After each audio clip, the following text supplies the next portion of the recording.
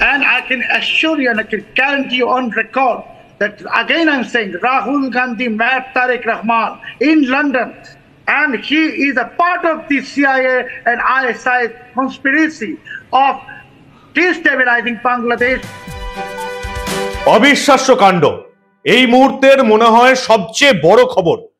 আপনারা গত দুদিন ধরে আলোচনা করছিলেন যে এই যে নির্বাচিত সরকার বাংলাদেশে শেখ হাসিনা সরকারকে সরানোর পেছনে কাদের ভূমিকা রয়েছে, এবং সেখানে রাজনৈতিক আন্তর্জাতিক বিশেষজ্ঞরা যা বলছিলেন এর পেছনে আমেরিকার হাত রয়েছে, পাকিস্তানের আইএসআই এর হাত রয়েছে এবং তার সঙ্গে চীনের হাত রয়েছে। সেই সঙ্গে বাংলাদেশের বিরোধী দল বিএনপি এবং জামাতের হাত তো রয়েইছে শেখ হাসিনাকে সরানোর পেছনে।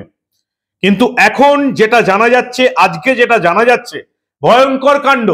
শেখ হাসিনার নির্বাচিত সরকারকে সরিয়ে বাংলাদেশকে উথাল পাতাল করে দেওয়া, ভারতের নাকের ডগায় জামাতিদের অত্যাচার শুরু হয়ে যাওয়া হিন্দুদের উপর, এবং এই ভারতবর্ষেও একটা অস্থিরতা সৃষ্টি করার পেছনে, শেখ হাসিনার সরকারকে সরানোর পেছনে রাহুল গান্ধী, আমাদের দেশের বিরোধী দলনেতা, তিনিও এই চক্রান্তে সামিল।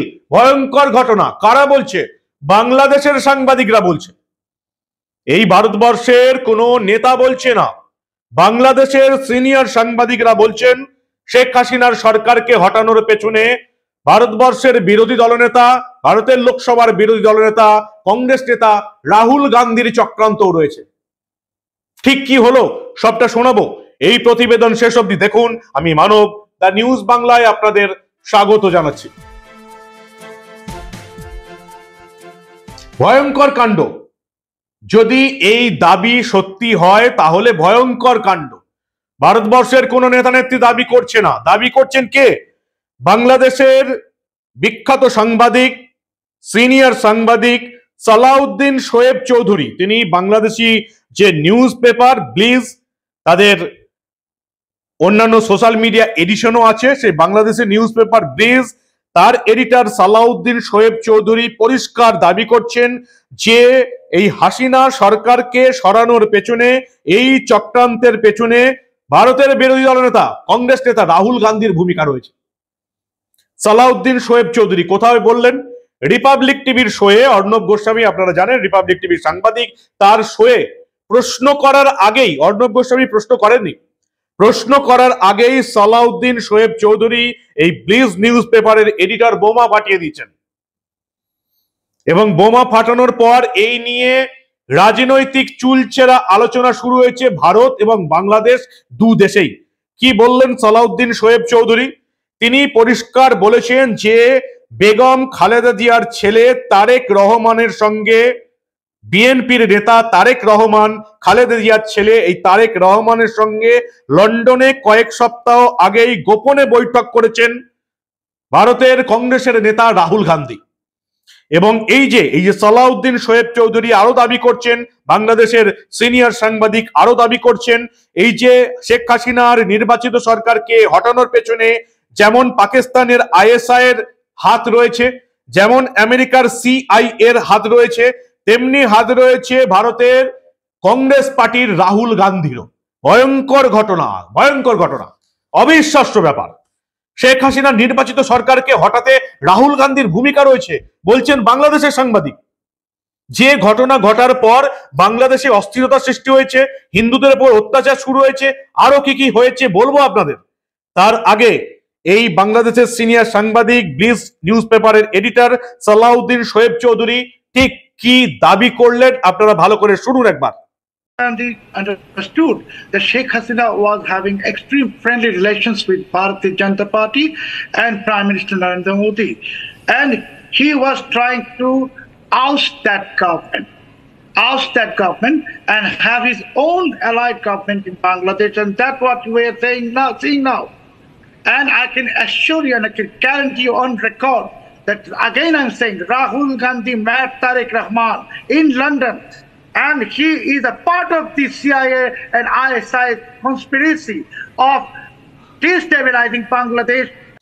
তিনি দাবি করছেন যে লন্ডনে এই বিএনপি নেতা খালেদা জিয়ার ছেলে তারেক রহমানের সঙ্গে বৈঠক হয়, গোপন বৈঠক, যেখানে হাজির ছিল পাকিস্তানের আইএসআই এবং আমেরিকার ইন্টেলিজেন্স সংস্থা সিআইএ। গোপন বৈঠক হলো এই তারেক রহমান, আইএসআই এবং সিআইএ এর মধ্যে। এর কিছুদিন পরেই লন্ডনে যান ভারতের কংগ্রেসের নেতা রাহুল গান্ধী। রাহুল গান্ধীর সঙ্গেও বৈঠক করেন গোপনে বেগম খালেদা জিয়ার ছেলে তারেক রহমান, এবং সেখানে ভিডিও কনফারেন্সে যোগ দিয়েছিলেন স্বয়ং বেগম খালেদা জিয়া। সালাউদ্দিন শোয়েব চৌধুরী বোমা ফাটিয়ে দিয়েছেন। কংগ্রেসের তরফ থেকে এই নিয়ে এখনো কোনো মন্তব্য করা হয়নি। বিজেপির তরফ থেকে বুঝতেই পারছেন, অমিত মালব্য টুইট করেছেন যে একই অবস্থা। দেখুন, রাহুল গান্ধী তারেক রহমানের সঙ্গে বৈঠক করছেন। ভারতবর্ষের একটা পররাষ্ট্র নীতি আছে, একটা বৈদেশিক নীতি আছে। রাহুল গান্ধী কি তার বাইরে? এর আগেও আমরা রাহুল গান্ধীকে দেখেছি চীনের বিভিন্ন সরকারি ব্যাপারে চীন ডাইরেক্ট কথা বলতে ভারত সরকারকে এড়িয়ে, যেটা তিনি পারেন না। ভারত সরকারের একটা বৈদেশিক নীতি ছিল, তারা শেখ হাসিনার নির্বাচিত সরকারের পাশে ছিল। সেই সরকারকে হঠাতে বেগম খালেদা জিয়ার ছেলে তারেক রহমানের সঙ্গে বৈঠক করছে, যে মুহূর্তে আগে পরে এই তারেক রহমান পাকিস্তানের আইএসআই এবং আমেরিকার ইন্টেলিজেন্স সিআইএ এর সঙ্গে বৈঠক করেছে। পাকিস্তান, চীন, আমেরিকা তিনজন এই ছাত্র আন্দোলনের ঘাড়ে বন্দুক রেখে ফান্ডিং করে ছাত্র আন্দোলন শুরু হলো, কোটা বিরোধী আন্দোলন, তারপরে হয়ে গেল হাসিনা হটাও আন্দোলন। ঠিক এই মুহূর্তে কি পরিস্থিতি আপনারা দেখেছেন? একের পর এক পুলিশ কর্মীকে মারা হচ্ছে, আওয়ামী লীগের কর্মী সমর্থকদের মারা হচ্ছে, হিন্দু সংখ্যালঘু হিন্দুদের উপর একদম দমন পীড়ন নীতি চলছে। ভারতবর্ষের বেশ কয়েকটা বর্ডারে, জলপাইগুড়ি, কোচবিহার, দিনাজপুর বর্ডারে বাংলাদেশি হিন্দুরা ভিড় করেছে, ভারতে পালিয়ে আসবে তারা। যদিও আগামী দুদিনে কিছুটা পট পরিবর্তন হয়েছে। বাংলাদেশের বুকে শেখ হাসিনার অনুগামী বিএনপির বিশাল মিছিল বেরিয়েছে। হিন্দুরা একেবারে শাহবাগের বুকে দাঁড়িয়ে মিছিল করেছে, ঢাকার বুকে দাঁড়িয়ে হিন্দুরা মিছিল করেছে, তারাও আন্দোলনের ডাক দিয়েছে, আমরা দেখেছি। কিন্তু এটা কি শুনলাম? সালাউদ্দিন শোয়েব চৌধুরী বলছেন যে শেখ হাসিনার সরকারকে চক্রান্ত করে ফেলতে পাকিস্তানের আইএসআই, আমেরিকার সিআইএ, চীন এবং সেই সঙ্গে ভারতের রাহুল গান্ধীর ভূমিকা রয়েছে। ভয়ঙ্কর ঘটনা। রাহুল গান্ধীকে নিজের একটা সমান্তরাল বৈদেশিক নীতি চালাচ্ছেন ভারত সরকারকে বাদ দিয়ে। যেটা যদি এটা হয়, তাহলে কংগ্রেসকে এই নিয়ে নিজেদের মত প্রকাশ করতে হবে, রাহুল গান্ধীকে জানাতে হবে ঠিক কি হচ্ছে। কতটা বিপদের মধ্যে ফেলে দিয়েছে এই ঘটনা। আপনারা জানেন কাশ্মীরে পাকিস্তানের উপদ্রব সেই স্বাধীনতার পর থেকে আছে। ৭৭ বছর স্বাধীনতা হয়েছে, ভারতবর্ষ চাঁদের দক্ষিণ মেরুতে পৌঁছে গেছে। পাকিস্তান আজও চেষ্টা করে যাচ্ছে কাঁটা তারের বেড়া পেরিয়ে এদেশে জঙ্গি ঢোকাবো এবং গুলি করে মানুষ মারবো, একটাই টার্গেট। ১৪০ কোটির দেশ, দু চারটে মানুষকে গুলি করে মেরে দিলেও কিছু এসে যায় না। আমি জানি যে এই কথাটা বলা আমার সাজে না। যাদের বাড়িতে মানুষের মৃত্যু হয়, সেটা আমার আপনার বাড়িতেও হতে পারে। উগ্রপন্থীরা এখন সব জায়গায় ছড়িয়ে পড়ছে, তাদের বাড়িতে অন্ধকার নেমে আসে। কিন্তু আপনারা সত্যি কথা বলুন তো, ১৪০-৪৫ কোটির দেশে কাশ্মীরে দু চারজন উগ্রপন্থী দু চারটে লোক মেরে দিল, তাতে কি এসে গেল? গোটা দেশের পক্ষে সেটা কি খুব একটা বড় কিছু? পাকিস্তান কি বড় কিছু এটা অ্যাচিভ করবে? মুম্বাই হামলা হলো, গোটা বিশ্বের সামনে পাকিস্তান দেখালো এই দেখো ভারতকে হেয় করছি, কি লাভ হলো পাকিস্তানের?